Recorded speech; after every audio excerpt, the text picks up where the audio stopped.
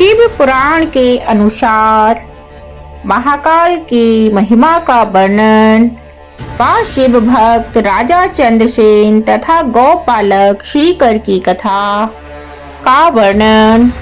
श्री सूत जी कहते हैं, ब्राह्मणों भक्तों की रक्षा करने वाले महाकाल नामक ज्योतिर्लिंग का महत्तम भक्ति भाव को बढ़ाने वाला है, उसे आदर पूर्वक सुनो।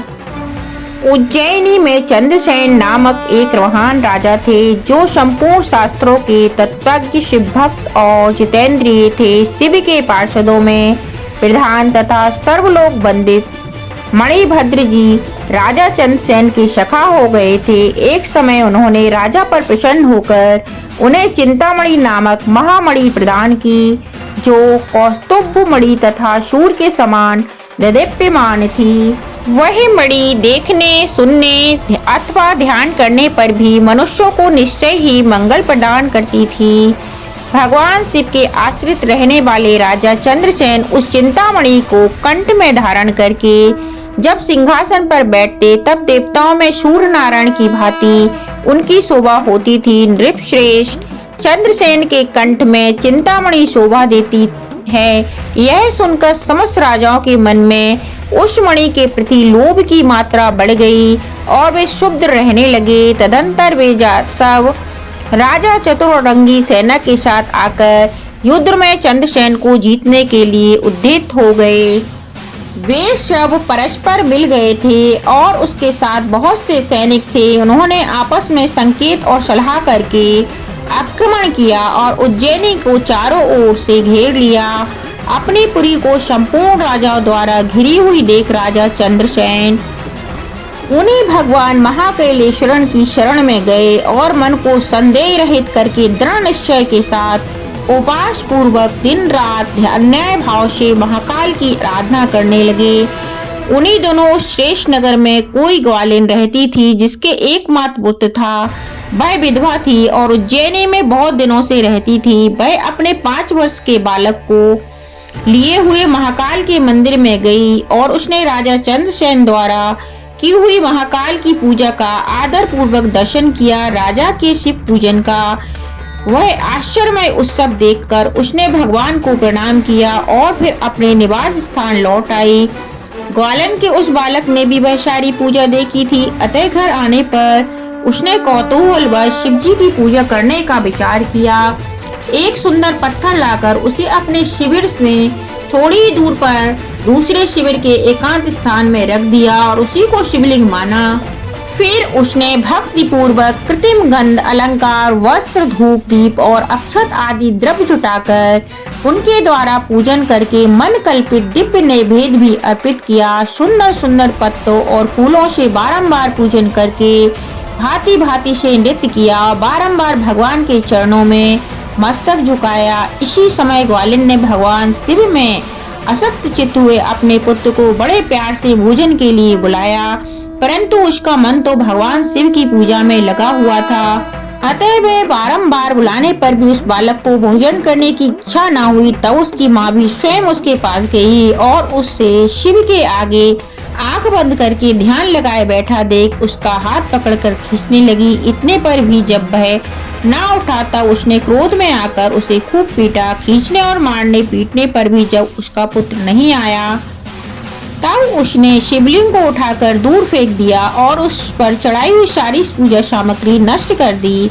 यह देख बालक रोने लगा। रोष से भरी हुई ग्वालिन अपने बेटे को डांट फटकारने लगी। पुनः घर में चली आई। भगवान शिव की पूजा को माता के द्वारा नष्ट की गई देख वह बालक देव देव महादेव की पुकार करते हुए सहसा मूर्छित होकर गिर पड़ा। उसके नेत्रों से अश्रुओं की धारा बहती। 2 घड़ी बाद जब उसे चेत हुआ तो उसने आंखें खोली। आंखें खुलने पर उस शिशु ने देखा उसका वही शिविर भगवान शिव के अनुग्रह से तत्काल महाकाल का सुंदर मंदिर बन गया। मणियों के चमकीले खंभे उनकी शोभा बढ़ा रहे थे। वहां की भूमि स्फटिक मणि से जड़ दी गई थी। तपाए हुए सोने के बहुत से विचित्र कलश उस शिवालय को सुशोभित करते थे। उसके विशाल द्वार, कपाट और प्रधान द्वार स्वर्णमय दिखाई देते थे। वहां बहुमूल्य नीलमणि तथा हीरे के बने हुए चबूतरे शोभा दे रहे थे। उस शिवालय के मध्य भाग में दया निधान शंकर का रत्नमय लिंग प्रतिष्ठित था।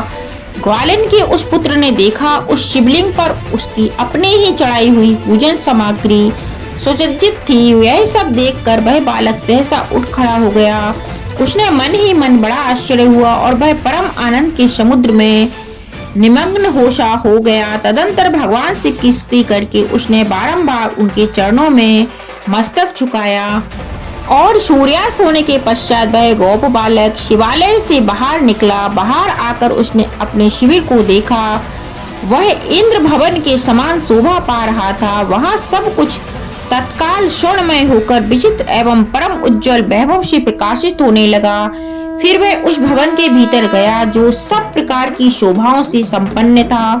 उस भवन में शत्रमणि रत्न और स्वर्ण ही जड़े गए थे। प्रदोष काल में सानंद भीतर प्रवेश करके बालक ने देखा उसकी माँ दिव्य लक्षणों से लाक्षित हो एक सुंदर पलंग पर सो रही है। रत्नमय अलंकारों से उसके सभी अंग उद्दीप्त हो रहे हैं। वह साक्षात देवांगना के समान दिखाई देती है। मुख से विहिल हुए उस बालक ने अपनी माता को बड़े बेग से उठाया। वह भगवान शिव की कृपा पात्र हो चुकी थी। ग्वालिन ने उठकर देखा सब कुछ अपूर्व सा हो गया था। उसने महान आनंद में निमग्न हो अपने बेटे को छाती से लगा लिया। पुत्र के मुख से गिरजापति के कृपा प्रसाद का वह सारा वृतांत सुनकर ग्वालिन ने राजा को सूचना दी, जो निरंतर भगवान शिव के भजन में लगे हुए थे। राजा अपना नियम पूरा करके रात में सहसा वहां आए और ग्वालिन के पुत्र का वह प्रभाव जो शंकर जी को संतुष्ट करने वाला था देखा। मंत्रियों पुरोहितों सहित राजा चंद्रसेन वह सब कुछ देख परमा आनंद के समुद्र में डूब गए और नेत्रों से प्रेम के आंसू बहाते तथा प्रसन्नता पूर्वक शिव के नाम का कीर्तन करते हुए उन्होंने उस बालक को हृदय से लगा लिया।